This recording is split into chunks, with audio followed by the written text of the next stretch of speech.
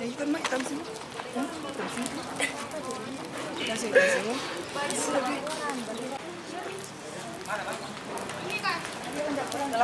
Cek, cek.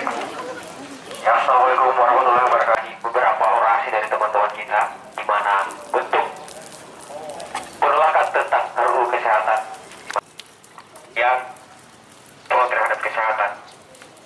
Apalagi kita ini ada calon-calon nakes. Kita telah datang ke sini untuk pertama menyampaikan aspirasi kita sebagai masyarakat. Meninggalkan kita hanya sisa kata yang di dalam yang akan kita ambil. Jodoh mereka. Nah, cocok. Tadi Pak Prabowo masuk rumah kita. Ini rumah kita.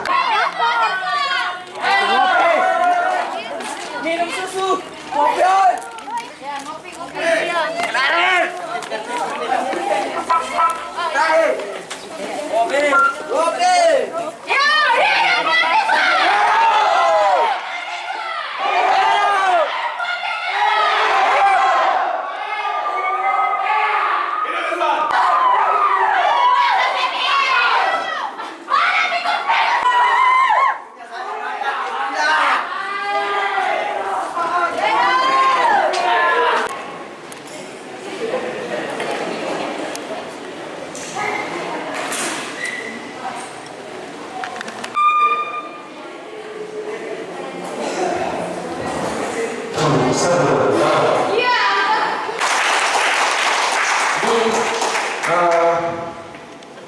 Mungkin itu dulu untuk siapa tahu ada tanggapan dari Bapak. Mungkin kalau Bapak mungkin akan lebih paham. 11 sekiranya ada yang sudah baca informasinya ini. Kemudian saya oleh karena itu, kalau misalnya ada beberapa pasal yang saya juga sepakat ada beberapa dari kita semua, termasuk mana terus yang tadi saya sampaikan tentang alokasi anggaran yang sudah bisa 10% ya. Kalau tidak salah BPJS 5%, kemudian ada BPJS 10% itu harus dianggarkan ke kesehatan. Dan itu sudah saya sepakat. Tapi sekali lagi bahwa ini adalah ranahnya DPR. Saya cuma menyampaikan dan sekarang pimpinannya kami mendengar pernyataan dan sikap bahwa sepakat kalau undang-undang Saya tidak jelas.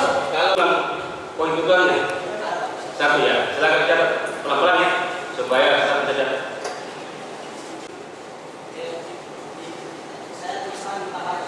Iya, silakan nanti dikasih sama saya nanti bisa. Aku tidak terlalu lama karena tadi ini kami bagi diri.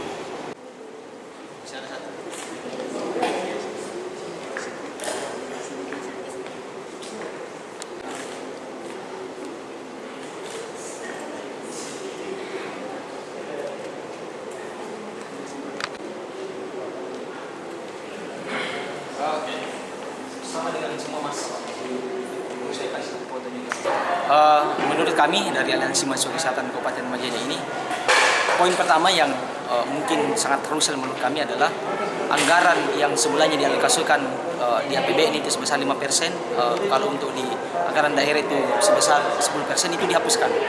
Nah, padahal dari undang-undang sebelumnya itu dialokasikan untuk peningkatan status gizi untuk anak, salah satunya pencegahan stunting, kemudian persoalan sosialisasi kesehatan. Nah, itu dihilangkan.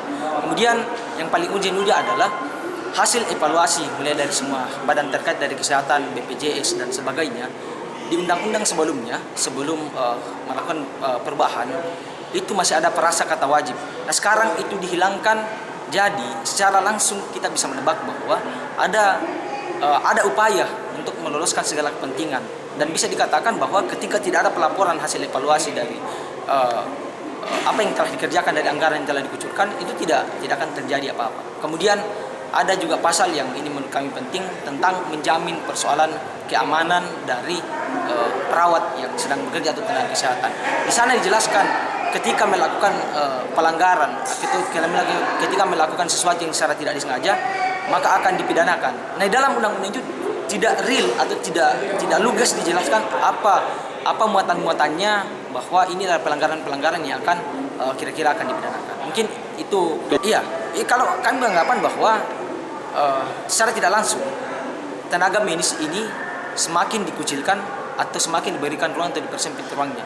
Mereka hanya mungkin dipekerjakan mulai dari upah yang sampai hari ini yang mungkin akan harusnya menjadi fokus dari pemerintah untuk mensejahterakan tenaga kesehatan. Bisa kita lihat kemarin flashback pada saat pandemi, siapa yang menjadi garda terdepan itu tenaga kesehatan. Tapi bisa kita lihat sekarang seakan-akan tenaga kesehatan ini ya menjadi alat bekerja saja di negara kita sendiri. Jadi, Iya, kalau kami beranggapan melihat dari kacamata hasil kajian kami, pertama kalau jelas dikatakan sebagai kriminalisasi untuk perawat itu tidak, tapi secara tidak langsung perawat ini diberikan dipersempit ruangnya untuk dipermudah ketika melakukan pelanggaran, mudah untuk dipidanakan, apalagi mungkin ketika menghadapi mungkin kalau kayak di rumah sakit menghadapi keluarga-keluarga pasien yang melaporkan sana sini yang cara tidak jelas, itu dengan mudahnya untuk dipidanakan.